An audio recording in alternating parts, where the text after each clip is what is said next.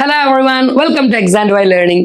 കഴിഞ്ഞ 2 ദിവസമായിട്ട് കേരളത്തിലെ എല്ലാ ന്യൂസ് പേപ്പറിലെയും ഫസ്റ്റ് ന്യൂസ് എന്ന് പറയുന്നത് നമുക്കൊക്കെ അറിയുന്നത് പോലെ കേരളത്തിൽ നടന്ന ഒരു കപ്പൽ അപകടവുമായി ബന്ധപ്പെട്ടിട്ടാണ് അല്ലെ. MSC എൽസ 3 എന്ന് പറയുന്ന ഒരു ഷിപ്പ് കണ്ടെയ്നർ അത് എന്ത് ചെയ്തു, കേരളത്തിലെ കൊച്ചി തുറമുഖത്തിനടുത്ത് എന്ത് ചെയ്യും, പല കാരണങ്ങളാൽ അതിന്റെ വെയിറ്റും മറ്റുള്ള പ്രശ്നങ്ങൾ കാരണങ്ങളാൽ ബാലൻസ് തെറ്റി അവസാനം ഒരു വശത്തേക്ക് ചെരിഞ്ഞു. അവസാനം അതിലുള്ള എല്ലാ കണ്ടെയ്നറുകളും കടലിൽ മുങ്ങി താഴ്ന്ന ഒരു അവസ്ഥ കേരളം ജനത വളരെ പ്രോബ്ലമായിട്ട് വളരെ ആശങ്കയോട് കൂടി നോക്കിക്കണ്ടു. അതിലുള്ള 24 മനുഷ്യജീവനുകളെ രക്ഷിക്കാൻ ഇന്ത്യൻ നേവിക്ക് കഴിഞ്ഞെങ്കിൽ പോലും അതിൽ കണ്ടെയ്ൻ ചെയ്തിട്ടുള്ള കണ്ടെയ്നറുകളിലുള്ള ചില ഹസാർഡസ് സബ്സ്റ്റൻസുകളാണ് ഇപ്പോൾ നമ്മൾ ന്യൂസുകളിൽ എന്ത് ചെയ്യുന്നത് വളരെ ട്രെൻഡിങ് ആയിട്ടുള്ളത്. എന്തൊക്കെ ഹസാർഡസ് സബ്സ്റ്റൻസ് ആയിരുന്നു അതിൽ ഉണ്ടായിരുന്നത്, അത് ആക്ച്വലി എവിടെയാണ് യൂസ് ചെയ്യുന്നത്, അത് കടലിൽ എത്തിക്കഴിഞ്ഞാൽ അല്ലെങ്കിൽ തീരപ്രദേശത്ത് എത്തിക്കഴിഞ്ഞാൽ എന്തൊക്കെ പ്രോബ്ലംസ് ആണ് ഉണ്ടാവുക, ഈ പ്രോബ്ലങ്ങൾക്കുള്ള സൊല്യൂഷൻ എന്താണ് തുടങ്ങിയ കാര്യങ്ങളാണ് ഈ വീഡിയോയിലൂടെ നമ്മൾ എന്ത് ചെയ്യുന്നത് ഡിസ്കസ് ചെയ്യുന്നത്. അപ്പോൾ നമ്മുടെ ചാനൽ ആദ്യമായിട്ട് നിങ്ങൾ വാച്ച് ചെയ്യുന്നത് ഉണ്ടെങ്കിൽ തീർച്ചയായിട്ടും എന്ത് ചെയ്യുക, സബ്സ്ക്രൈബ് ചെയ്യുക. ഓക്കെ, അപ്പൊ ഈ പറഞ്ഞ MSC എൽസ 3 ഒരുപാട് കണ്ടെയ്നറുകൾ ഉണ്ടെങ്കിൽ പോലും അത് കടലിൽ മുങ്ങിത്താഴുന്ന സമയത്ത് ഏറ്റവും പ്രോബ്ലം ആയിട്ടുള്ളത് 2 പ്രധാനപ്പെട്ട സംഗതികളായിരുന്നു.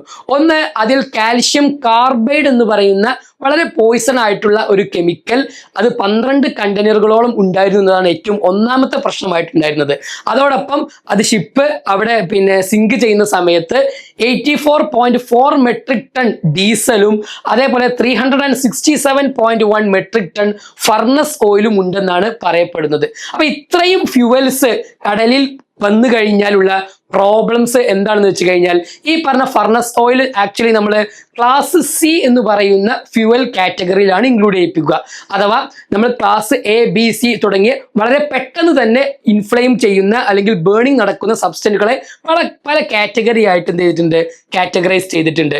അതിലെ 66 ഡിഗ്രി എങ്കിലും മിനിമം എന്ത് വേണം, ടെമ്പറേച്ചർ ഉണ്ടെങ്കിൽ ബേൺ ചെയ്യുന്ന സബ്സ്റ്റൻസ് ആണ് ഇത് നമ്മൾ ക്ലാസ് Cയിൽ ഇൻക്ലൂഡ് ചെയ്തിട്ടുണ്ടാവുക. അപ്പൊ അതുകൊണ്ട് തന്നെ ഈ ഫർണസ് ഓയിൽ നമ്മളെ ഈ പറഞ്ഞ കടലിൽ എത്തിയെന്ന് വിചാരിച്ച് വളരെ പെട്ടെന്ന് എന്ത് ചെയ്യൂല, ബേണിംഗ് നടക്കുന്നില്ല, അങ്ങനത്തെ പ്രശ്നങ്ങളില്ല.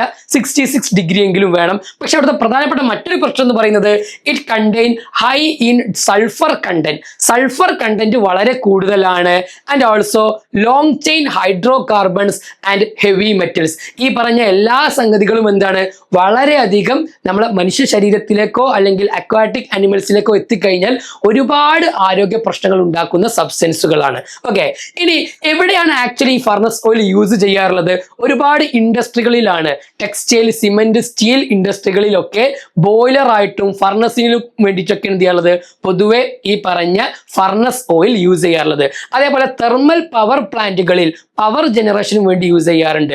2020 മുമ്പ് വരെ മറൈൻ ഫ്യൂവൽ ആയിട്ടായിരുന്നു ഫർണസ് ഓയിൽ യൂസ് ചെയ്തിട്ടുണ്ടായിരുന്നത്. അതെന്താ അങ്ങനെ പറയാൻ കാരണം വെച്ച് കഴിഞ്ഞാൽ, ഇന്റർനാഷണൽ മാരിടൈം ഓർഗനൈസേഷന്റെ റൂള് പ്രകാരം 2020 ശേഷം സൾഫർ കണ്ടന്റ് വെരി ലോ ആയിട്ടുള്ള ഫ്യൂവൽസ് ആണ് യൂസ് ചെയ്യുക. 2020 മുമ്പ് മിക്ക ഷിപ്പുകളിലും, പ്രത്യേകിച്ച് ഇങ്ങനത്തെ കണ്ടെയ്നർ ഷിപ്പുകളിലൊക്കെ ഈ പറഞ്ഞ ഫർണസ് ഓയിൽ ആയിരുന്നു അതിൽ മെയിൻ ഫ്യൂവലായിട്ട് യൂസ് ചെയ്തിട്ടുണ്ടായിരുന്നത്. എന്നാൽ സൾഫറിന്റെ കണ്ടന്റ് കൂടിക്കഴിഞ്ഞാൽ സ്വാഭാവികമായിട്ടും സൾഫർ ബേൺ ചെയ്താൽ ഉണ്ടാകുന്ന സൾഫർ ഡയോക്സൈഡ് പോലെ വളരെ പോയിസൺ ആയിട്ടുള്ള അല്ലെങ്കിൽ ആസിഡ് റെയിനൊക്കെ കാരണമായിട്ടുള്ള ഒരുപാട് പൊല്യൂഷൻസ് ഉണ്ടാക്കുന്ന ഈ സൾഫർ ഡയോക്സൈഡിന്റെ അളവ് വളരെ കുറയ്ക്കുന്നതിന് വേണ്ടിയിട്ടാണ് എന്ത് ചെയ്തത്, ലോ സൾഫർ കണ്ടന്റ് ആയിട്ടുള്ള ഫ്യൂവൽ പിന്നീട് എന്ത് ചെയ്ത് ഇന്റർനാഷണൽ മാരിടൈം ഓർഗനൈസേഷൻ സജസ്റ്റ് ചെയ്ത പ്രകാരം ഇപ്പോൾ നമ്മൾ എന്ത് ചെയ്യുന്നത്, യൂസ് ചെയ്തുകൊണ്ടിരിക്കുന്നത്. അപ്പൊ ഇതൊക്കെയാണ് അതിന്റെ പ്രധാനപ്പെട്ട യൂസസ് എന്ന് പറയുന്നത്. ഇനി ഈ പറഞ്ഞ ഫർണസ് ഓയിൽ സീൽ സ്പിൽ ചെയ്ത് കഴിഞ്ഞാലുള്ള പ്രോബ്ലം എന്താ? ഏറ്റവും പ്രധാനപ്പെട്ട പ്രോബ്ലം മറൈൻ ലൈഫിൽ തന്നെയാണ് അല്ലെ. അവിടെയുള്ള ആൽഗൈസ്, അതേപോലെ ഫിഷസ്, അതേപോലെയുള്ള കോറൽ റീഫ്, ഇതിനൊക്കെ തന്നെയാണ് ഏറ്റവും കൂടുതൽ ടോക്സിക് ആയിട്ടുള്ളത്. കാരണം എന്ന് വെച്ച് കഴിഞ്ഞാൽ ഈ പറഞ്ഞ ഫർണസ് ഓയിൽ എന്തുണ്ട്, പോളിസൈക്ലിക് അരോമാറ്റിക് ഹൈഡ്രോ കാർബൺസ് എന്ന് പേരുള്ള ഓർഗാനിക് കോമ്പൗണ്ട്സുകൾ ഉണ്ട്. ഈ പറഞ്ഞ ഓർഗാനിക് കോമ്പൗണ്ട്സുകളെല്ലാം എന്താണ്, കാർസിനോജനിക് ആണ്. വിച്ച് മീൻസ് അത് ക്യാൻസറിന് കാരണമാകുന്ന വളരെ പോയിസൺ ആയിട്ടുള്ള സബ്സ്റ്റൻസുകളാണ്. ഈ പോയിസൺ സബ്സ്റ്റൻസുകൾ ഭക്ഷിക്കുന്ന ഒരു പക്ഷേ അവിടെയുള്ള ഏതെങ്കിലും ആൽഗേസ് അല്ലെങ്കിൽ ചെറിയ പ്ലാന്റ്സുകളായിരിക്കും, അതിലായിരിക്കും ഇത് സ്റ്റിക്ക് ചെയ്തിട്ടുണ്ടാവുക. അത് കഴിക്കുന്ന ചെറിയ മത്സ്യങ്ങൾ ഉണ്ടാകും, ആ ചെറിയ മത്സ്യങ്ങളെ കഴിക്കുന്ന വലിയ മത്സ്യങ്ങൾ ഉണ്ടാകും, ആ മത്സ്യത്തെ പിടിച്ചു കൊണ്ടുവന്ന് കഴിക്കുന്ന നമ്മളെ മനുഷ്യന്മാരുണ്ടാകും അല്ലെ. ഇതിങ്ങനെ ഈ ഒരു ഫുഡ് ചെയിനിലൂടെ ഈ പറഞ്ഞ കാർസിനോജനിക് ആയിട്ടുള്ള പ്രോബ്ലം ആയിട്ടുള്ള ഈ കെമിക്കലുകൾ എന്ത് ചെയ്യാണ്, ഹ്യൂമനിലേക്ക് വരെ എത്തുകയാണ്. അത് എത്തിക്കഴിഞ്ഞാൽ അവർക്ക് മാത്രമല്ല, അത് ഭക്ഷിക്കുന്ന നമുക്ക് വരെ എന്ത് ചെയ്യുന്നു, ഒരുപാട് ആരോഗ്യ പ്രശ്നങ്ങൾ, ഹെൽത്ത് ഇഷ്യൂസ് എന്ത് ചെയ്യും, ഉണ്ടാക്കും. ആ ഒരു ഫിനോമിനെ നമ്മൾ സാധാരണ സയൻസിൽ വിളിക്കുന്ന പേരാണ് ബയോമാഗ്നിഫിക്കേഷൻ എന്നാണ് എന്ത് ചെയ്യുന്നത്, ഫുഡ് ചെയിൻ വഴി ഉണ്ടാകുന്ന ഇത്തരം പ്രോബ്ലങ്ങളെ നമ്മൾ സാധാരണ പറയാറുള്ളത്. അതേപോലത്തെ ഒന്നാണെന്ത്, ഈ പറഞ്ഞ ഫർണസ് ഓയിൽ എന്തുണ്ട്, വാക്സി ആൻഡ് സ്റ്റിക്കി ആണ്. ഹയർ വാക്സ് കണ്ടന്റ് ഉണ്ട്. അതുകൊണ്ട് തന്നെ എന്ത് ചെയ്യുന്നു, it forms a tar like clumps on shore lines. അപ്പൊ കടലിൽ മാത്രമല്ല, ഈ ഷോർ ലൈൻസിൽ എന്ത് ചെയ്യുന്നുണ്ട്, ഇതേപോലെയുള്ള ടാർ ലൈക്ക് ക്ലംസ് ഒക്കെ ഉണ്ടാകുന്നു. ഇറ്റ് ഹാമിങ് ബേർഡ്സ്, അതേപോലെ തന്നെ ടർട്ടിൽസ് ആൻഡ് ഫിഷസ്, ഇവർക്കൊക്കെ എന്ത് ചെയ്യുന്നുണ്ട്, അത് പ്രോബ്ലംസ് ഉണ്ടാക്കുന്നുണ്ട്. മാത്രവുമല്ല, ഈ പറഞ്ഞ ഫർണസ് ഓയിലിന് വളട്ടൈൽ ആവാനുള്ള എബിലിറ്റി കുറവാണ്, ലോ വളട്ടൈലിറ്റിയാണ്, പെട്ടെന്ന് ഇവാപ്പറേറ്റ് ചെയ്യാനുള്ള എബിലിറ്റി കുറവായിരിക്കും. അതുകൊണ്ട് തന്നെ എന്ത് ചെയ്യുന്നു, ഇത് ഒരുപാട് കാലം ലോങ് പെർസിസ്റ്റൻസ് ആയിരിക്കും. It is very difficult to clean up. Okay, അപ്പൊ പെട്ടെന്ന് കടലിൽ അത് സ്പിൽ ചെയ്ത് കഴിഞ്ഞാൽ പെട്ടെന്ന് ഇവാപ്പറേറ്റ് ചെയ്ത് പോവാത്ത പ്രശ്നമുള്ളത് കൊണ്ട് തന്നെ ഒരുപാട് കാലം ഇതൊരു പ്രോബ്ലം ആയിട്ട് തന്നെ അവിടെ എക്സിസ്റ്റ് ചെയ്യും. മാത്രമല്ല, ഇത് ഈ പറഞ്ഞ വാട്ടറിന്റെ സർഫസിലായിരിക്കലും ഉണ്ടാവുക. സ്വാഭാവികമായിട്ടും അവിടെ സൺലൈറ്റ് എന്ത് ചെയ്യുന്നില്ല, കടലിന്റെ ഉള്ളിലേക്ക് വരുന്നില്ല. സൺലൈറ്റ് തട്ടിയാലല്ലേ ഈ പറഞ്ഞ കടലിലുള്ള സ്മോൾ പ്ലാന്റ്സുകളൊക്കെ എന്ത് ചെയ്യുള്ളൂ, ഫോട്ടോസിന്തസിസ് നടത്താൻ കഴിയുള്ളൂ. അപ്പൊ ഫോട്ടോസിന്തസിസ് എന്ന് പറയുന്ന പ്രോസസ് എന്ത് ചെയ്യാണ്, അവിടെ എന്ത് ചെയ്യുന്നു, തടയപ്പെടുകയാണ്. അതോടൊപ്പം തന്നെ ഓക്സിജൻ, ഡിസോൾവ്ഡ് ഓക്സിജന്റെ എമൗണ്ട് എന്തായിരിക്കും, കുറവായിരിക്കും. കാരണം ഈ ഓയിലിലൂടെ ഉള്ളിലേക്ക് എന്ത് ചെയ്യൂല, ഓക്സിജൻ ഡിസോൾവ് ചെയ്യൂല. അത് കാരണം ഓക്സിജന്റെ ഡിമാൻഡ് എന്ത് ചെയ്യാണ്, അവിടെ സംഭവിക്കുകയാണ്. അതും അക്വാട്ടിക് ലൈഫിനെ നല്ലവണ്ണം എന്ത് ചെയ്യുന്നുണ്ട്, പ്രോബ്ലം ഉണ്ടാക്കുന്നുണ്ട്. അപ്പൊ മൊത്തത്തിൽ ഒരു ജീവികൾക്ക് മാത്രമല്ല, അവിടെയുള്ള ബയോഡൈവേഴ്സിറ്റി തന്നെ നശിക്കാൻ എന്ത് ചെയ്യുന്നു, ഇത്തരത്തിലുള്ള ഓയിൽ സ്പില്ലേജുകൾക്കും ഫ്യൂവൽ സ്പില്ലേജുകൾക്കൊക്കെ എന്ത് ചെയ്യുന്നത്, കാരണമായി തീരുന്നത് എന്ത് ചെയ്യുക, നമ്മൾ മനസ്സിലാക്കുക. ഇനി പ്രധാനപ്പെട്ട ഒരു പ്രശ്നം എന്ന് പറഞ്ഞിട്ടുണ്ടായിരുന്നത് ഈ പറഞ്ഞിട്ടുള്ള കാൽഷ്യം കാർബൈഡ് എന്ന് പറയുന്ന ഒരു കെമിക്കൽ ആയിരുന്നു. ഇത് ഒരുപാട് ഇൻഡസ്ട്രികളിൽ യൂസ് ചെയ്യുന്ന ഒരു കെമിക്കലാണ്. ആക്ച്വലി ഈ പറഞ്ഞ കാൽഷ്യം കാർബൈഡിന്റെ മെയിൻ പ്രോബ്ലം എന്ന് വെച്ച് കഴിഞ്ഞാൽ ഇത് വയലന്റ് റിയാക്ഷൻ വിത്ത് വാട്ടർ ആണ്. വാട്ടറുമായിട്ട് വയലന്റ് റിയാക്ഷൻ ആണ്. കാരണം കാൽഷ്യം കാർബൈഡ് CaC2 എന്ന് പറയുന്ന ഈ ഒരു കെമിക്കൽ വാട്ടറുമായിട്ട് റിയാക്ട് ചെയ്ത് കഴിഞ്ഞാൽ അവിടെ C2H2 അഥവാ അസറ്റലീൻ എന്ന് പറയുന്ന ഒരു ഫ്ലെയിമബിൾ ഗ്യാസ് ഉണ്ടാകും.